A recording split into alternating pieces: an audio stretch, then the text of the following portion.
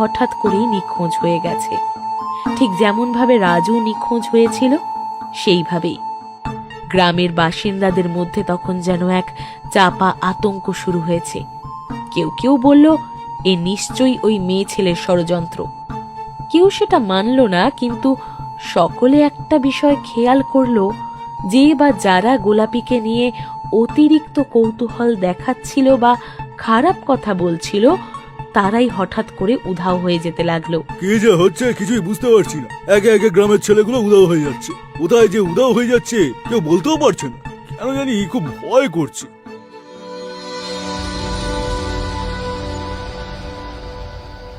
তপন, এই তপন, ঘুমিয়ে পড়লে নাকি? না, তবে তোমার কাছে যতক্ষণ থাকি বড্ড শান্তি লাগে জানো তো। তুমি আমার জীবনে আসার আগে আমার জীবনটা কেমন যেন সাদা কালো ছিল, কিন্তু তুমি আসার পরে সবকিছু যেন পাল্টে গেল। তাই নাকি? তাহলে বলো, আমার জন্য তুমি কি কি করতে পারবে? সব সব কিছু আমি তোমার জন্য সব কিছু করতে পারবো গোলাপি। শুধু আমাকে ছেড়ে যেও না তুমি। আমি তো তোমার কাছেই আছি তপন, কিন্তু ওই ছেলেগুলো, ওরা আমায় কেমন চোখে দেখে তা তো তুমি নিজে দেখেছো, বলো। হ্যাঁ, আর তাই জন্যই তো আজকে ওদের জায়গা ওখানে হয়েছে গোলাপি। এবারে যে ওই মন্টুর পালা, বড্ড বার বেড়েছে গো ছেলেটার। আজকে রাতে ও যখন কাজ থেকে ফিরবে, তুমি ওকে ভুলিয়ে ভালিয়ে এখানে নিয়ে আসবে, আর তারপরেই। কিন্তু গোলাপি, গ্রামের চারিদিকে গ্রামবাসীরা ওদের খুঁজে বেড়াচ্ছে। ওরা যদি এখানে চলে আসে? ওরা এখানে এসে কিছুই পাবে না, কারণ এই লাশগুলো আমরা মাটির তলায় পুঁতে দেব। গোলাপি, আমি আগে কখনো এরকম কিছু করিনি। আমি অন্যায় করছি না তো? ওরা আমায় নিয়ে কত কিছু বলেছিল, খারাপ মেয়ে বলে আমার পেছনে নোংরা ইঙ্গিত করেছিল, আর তুমি বলছো ওদের উচিত শিক্ষা দিয়ে তুমি অন্যায় করেছো। ঠিক আছে, তুমি যাও, তোমায় কিচ্ছু করতে হবে না, যাও তুমি তপন। না না না না না গোলাপি, তুমি আমাকে ভুল বুঝছো। এই পৃথিবীতে আমার কাছে সবার আগে তুমি, শুধু তুমি। আর তোমার জন্য আমি সব সব করতে পারি, সব।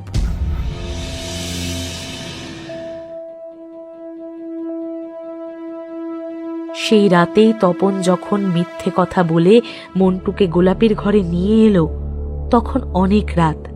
মন্টু অবাক হয়ে বলল, কি কথা বলবি যার জন্য আমায় এইভাবে ডেকে আনলি তপন? হ্যাঁ, তখন থেকে জিজ্ঞেস করছি কিন্তু তুই কিছু বলছিস না, ব্যাপারটা কি? আরে সবুর কর, সবুর কর, এত অধৈর্য হলে চলে? হ্যাঁ, আসলে গোলাপি তোর সাথে দেখা করতে চাইছিল, বুঝলি? হ্যাঁ, গোলাপি? তাও আবার আমার সাথে? কেন? আমি বুঝি এত খারাপ যে আমার কাছে আসা যায় না? না, আসলে আগে কখনো তোমার সঙ্গে তো কথা হয়নি, তাই। তাই তো আজকে তোমায় ডাকলাম মন্টু। আমি জানি তুমি তোমার বন্ধুদের মতো বোকা নও, তোমাকে আমার ভারী পছন্দ হয়েছে। গোলাপি, তুমি কি সুন্দর, আর তোমার এই রূপ। তাই তাহলে কাছে এসো, খুব কাছে।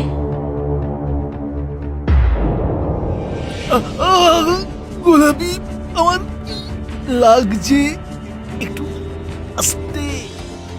আর আর একটুখানি মন্টু, তারপরে ব্যথা বেদনা আর কিচ্ছু টের পাবে না, কিচ্ছু না।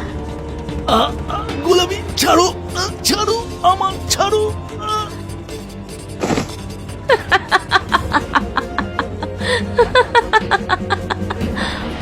বোকা, সামান্য দুর্বলতা আর সব শেষ।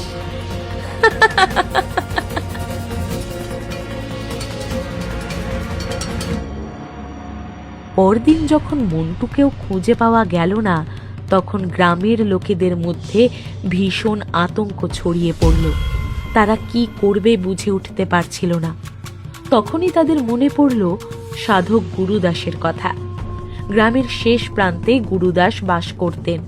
তার মধ্যে এক দিব্য শক্তি ছিল। গ্রামের লোকেরা অসহায় হয়েই তার কাছে হাজির হলো। সব শুনে তিনি মুচকি হেসে বললেন, বুঝেছি, চিন্তা করো না তোমরা, আমি সব ঠিক করে দেব। এবারে বুঝি আমার সন্ধান সমাপ্ত হবে।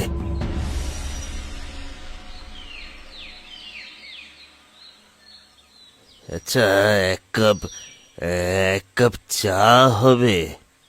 হ্যাঁ বাবা, বসুন না, আমি এক্ষুনি দিচ্ছি। বেশ বেশ।